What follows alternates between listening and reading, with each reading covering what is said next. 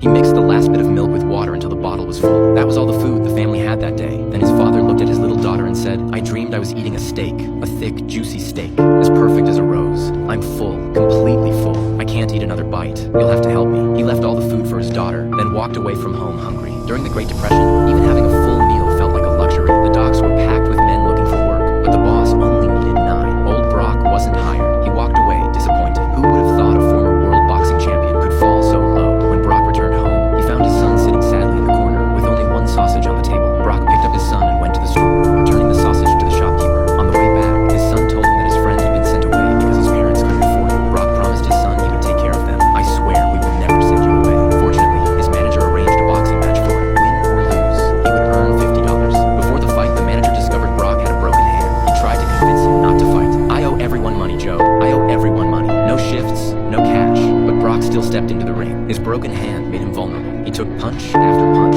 The crowd grew restless, determined to change the outcome. Brock landed a right hook to his opponent's head, breaking his wrist. He won the match again, but didn't get paid. The boxing commission revoked his license. No job, no gas, no electricity, and rent money. His wife said maybe they had to send the kids to college.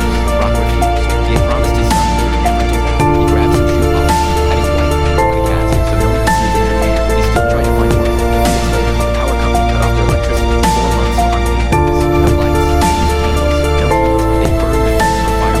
Even so, the kids got sick. As a mother, she couldn't bear to see them suffer. In desperation, she sent them to relatives. When Brock came home, they argued and she stormed out. She thought he would leave them, but in reality, he put aside his pride. He went to the welfare office, receiving $18 in relief. Still, it wasn't nearly enough to pay the bills. Finally, he went to the boxing commission for help. "You know me. You know if I have anywhere else to go, I won't stay here. If you can help me get through this, I'll be forever grateful." Some people sympathized and helped. Some refused. Eventually, he talked to his manager. He broke down and cried. "How can you be sure it's you?" His manager gathered enough money and brought Brock's kids home. They survived the winter. One day, the manager told Brock he had arranged a warm-up match against the world's second-ranked fighter. Win or lose, Brock would earn $250, enough to support his family. On the day of the fight, Brock was starving. He hadn't eaten all day. His manager got him some beef and rice. He hunched over the table and tore into it. Before he could finish, the staff led him to the ring. Back in the spotlight, the crowd cheered, but everyone knew his opponent. The world's second-ranked boxer, tall and strong. No one expected Brock to last long. The bell rang, and his opponent launched a fierce attack. His reach knocked Brock down, then a heavy punch sent him to the canvas. If he stayed down, he could earn the $250. But deep inside, a spark lit in his mind. He smiled. Maybe it was defiance at fate, at all the suffering he'd endured. A few punches. Compared to a lifetime of hardship, this was nothing. The nickname Bulldog suited him perfectly. He sprang to his feet, took control of the fight, and knocked his opponent down with a single punch. The crowd and his manager couldn't believe it. The opponent was down. Old Brock had beaten the world's second-ranked boxer, creating a miracle with his injured right hand. He became famous overnight. Back home, he lowered his head, pretending to be disappointed. His family had planned to encourage him. "I won. I know you. I won. He won. He won. He won. Ha ha ha." That night, they finally shared a real meal. Soon after, the manager arranged another fight, giving Brock a large advance. But his wife was unhappy, worried he'd get hurt again. So she went to the manager and begged, "Please don't make him fight again." When the manager opened the door, she froze. He had sold everything just to give Brock another chance at boxing. The manager then persuaded the club owner to give Brock more fights. Brock trained harder than ever. His punches faster, fiercer. His ability to take hits increased because he could no longer let his family go hungry. In the ring, he fought like a bulldog, gripping his opponent tight, never letting go.